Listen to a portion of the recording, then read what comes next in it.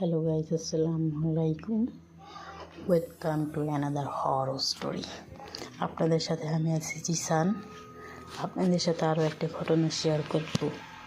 আপনারা তো অনেকে জানেন, আবার যারা আমাদের নতুন ভিউয়ার্স আছেন তারা জানেন না যে আমার নানু কবিরাজ। আমার নানুর সাথে অনেক ঘটনাই ঘটেছে। একটা ঘটনা শেয়ার করা হয়েছে আর একটা আজকে শেয়ার করব। আমার নানু সন্ধ্যাবেলা মাটি নিতে গেছিল। সন্ধ্যা একটু আগে নানু যখন মাটি নিতে গেছিল, দেখলো নানুর মাথার উপরে একবার সরিষার চারা আর একবার আগাছা নানু মাথায় কে জানি দিচ্ছে। নানু ভাবলো আমার ছোট খালামণি বোধহয় এসেছে, সে হয়তো বা নানুর সাথে মজা করছে। সবচেয়ে আশ্চর্যজনক ব্যাপার হলো নানু না বলল, এই শয়তান ফাইজলামি করস কি লিগা, গ্রামের ভাষায় বলছে।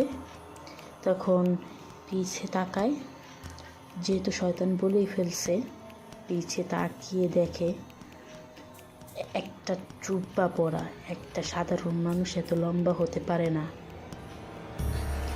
এত লম্বা, পাগুলো পিঠখুটে, আর জুব্বা যেহেতু সাদা কালার পরা, আর তারটা বুক পর্যন্ত, চোখগুলো মনে হয় খুলে বেরিয়ে আসবে এরকম অবস্থা হয়েছে।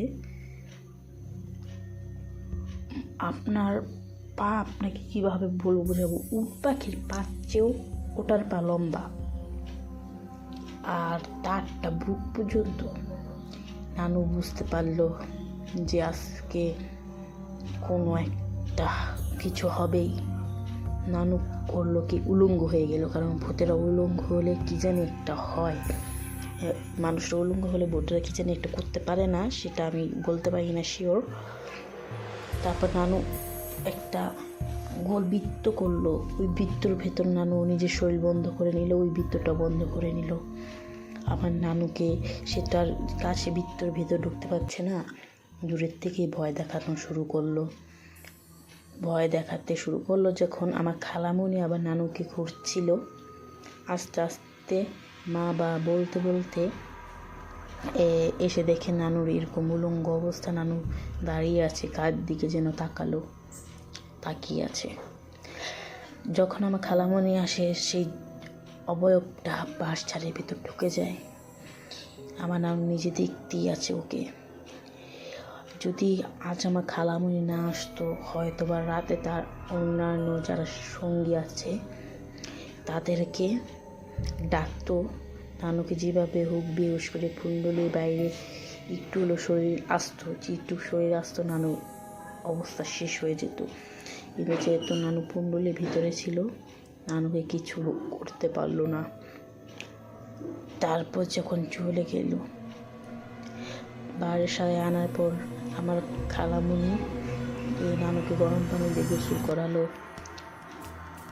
কয়লা কালি খাওয়ালো, তারপর লবণ খাওয়ালো। আবার নানু তো যেহেতু বলেছিলাম নানু কবিরাজ, নানু নিজে কিছু পানি পড়া দিয়ে চিকিৎসা করলো। এই ছিল ঘটনা। এই ঘটনার পরে আমার নানা তখন বেঁচে ছিল। আমার নানা বর্তমানে নেই।